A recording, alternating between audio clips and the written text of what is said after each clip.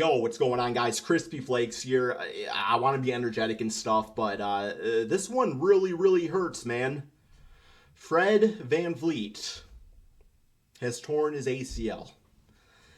And I'm not gonna lie, man, like, yes, I know as a Piston fan, I've had my differences with the Houston Rockets as far as, Jalen Green versus Cade Cunningham, but beyond that, man, like, I've always actually been a pretty big fan of the Houston Rockets. Just a few seasons ago, before they started popping off like they are now, I had them going to the Western Conference, man. I love Fred VanVleet. He's one of those guys that went undrafted, that is 6 foot, and somehow managed to become an excellent point guard throughout his NBA career, and just the perfect beacon of consistency, former 2019 champion, to help lead this Houston Rockets team next season, man. So the fact that he did this right before the season, man, it just really sucks for y'all, bro. Like, I really genuinely feel bad. Now, I do think there is some depth over there on the Houston Rockets that have a chance to really step up and, fill kind of some unfillable shoes. One guy that comes to mind is Reed Shepard, man. Like, it's make it or break it time. This is the time that you got Kevin Durant on your team. You got Amin Thompson, who is around your age, balling out. Like, bro, it's time to step up and be the guy that you were showing as in the summer league of your rookie season, right? So, I guess our first thing I want to know in the comment section below, give me your guys' thoughts. What happens? Do they sign somebody free agency? Do they just trust the depth? What do you do exactly, man, when you lose a guy of his caliber type of player right before a season where, you're one of those teams that could very well win the NBA championship? Yes, man, I said win. So, let's go ahead here and just kind of take a quick look at, what's on the roster already here, man, going into this season. So, what's the best way to sort this out? There's no good way to do it, man. We'll do it by position, I suppose. How about alphabetical order? No, Amin Thompson, obviously. Oh, sorry, guys. Let me, no current injuries. My ass.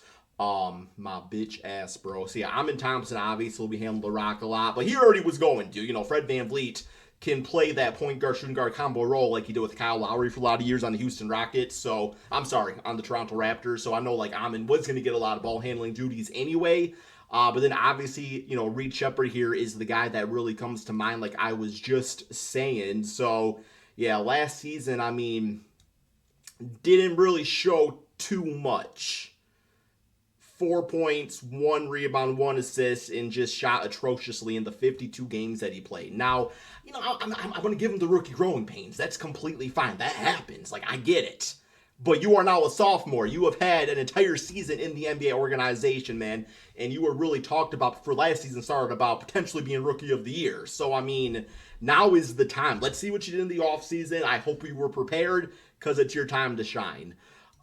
Beyond Reed, who else are we looking at here, man, that could, potentially do some things? Aaron Holiday, he was a 20-point per game scorer at UCLA. He could fill it up. But at this point in his career, he kind of is who he is. I don't really see him kind of replacing somebody like that, man.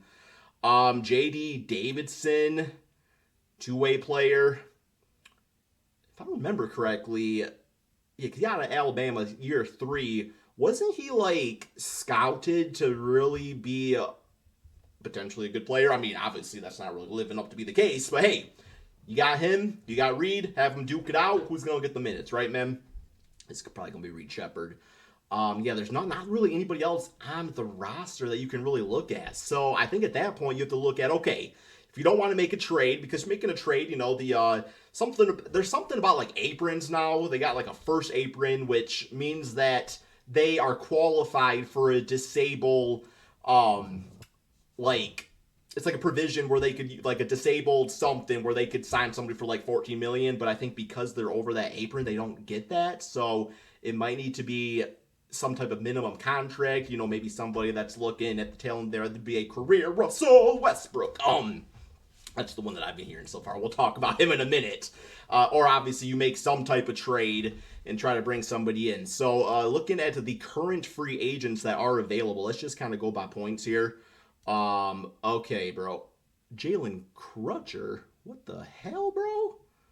Yo, we got some ball players up in here, bro. This dude was, I don't think anybody's going to be signing Jalen Crutcher at all. But, man, whatever D-League team he's playing for, G-League. He's averaging 19 a game. Hey, man, you might want to give him a shot here. But, you know, I'm looking for any names here that really stand out. Malik Beasley ain't going to be playing no damn point guard.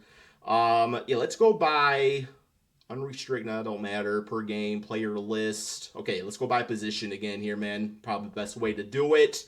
There is no point guards. They're all shooting guards. No. Yo, where's the point guard? There we go. Point guard list. DeAnthony Melton, Dwight Murray Jr. Campaign is a person that plays basketball. Monte Morris, you know, like Monte Morris, he has his up and down season. Oh, you know, Reggie Jackson's not signed yet? Yo, I'm going Reggie Jackson. I mean, that's a former starting point guard that, you know, you're not going to exactly rely on him to be the end-all be-all of the team, but, like, in a short notice, he's 35 now, too? I think in short notice, that's probably your best bet. Him or Monte Morris. Like, Monte at least, you know, he's had seasons back on the Denver Nugget days where he was one of the best as far as taking care of the basketball. So, I mean, Malachi Flynn could be interesting. Patty Mills, 37, no. Where's Russell Westbrook at? Is he not considered a point guard? Is he place? Oh, there he is. Okay, I was literally just passed over him. Okay, Boo Booey. That's just a great name. But yeah, you look at Russell Westbrook, and I think like 15 minutes per game off the bench. Like, obviously played with Kevin Durant in the past. It would be interesting. Played for the Houston Rockets in the past.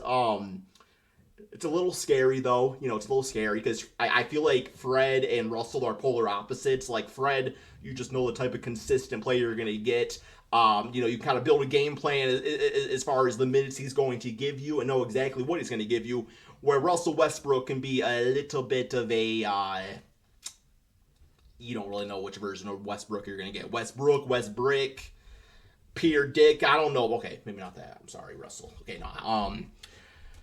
It's just I don't want the Houston Rockets to do something that's going to completely blow up their chemistry more so than this already does, you know? And it's like I feel like you have to rely on the depth, man. Now, obviously, if you want to go the trade route here, let's check out this you know, trade finder here, and I'm not really looking so much at the Houston Rockets roster, just like guys that might be available. And if I remember correctly, hopefully this is this is based off of this season. The Houston Rockets, Washington Wizards, they got a few point guards on their squad, don't they? All right, maybe it's not as great as I thought. I could have swore they had more point guards. I know they got rid of, what's his name? Jordan Poole. He went to the Pelicans and everything.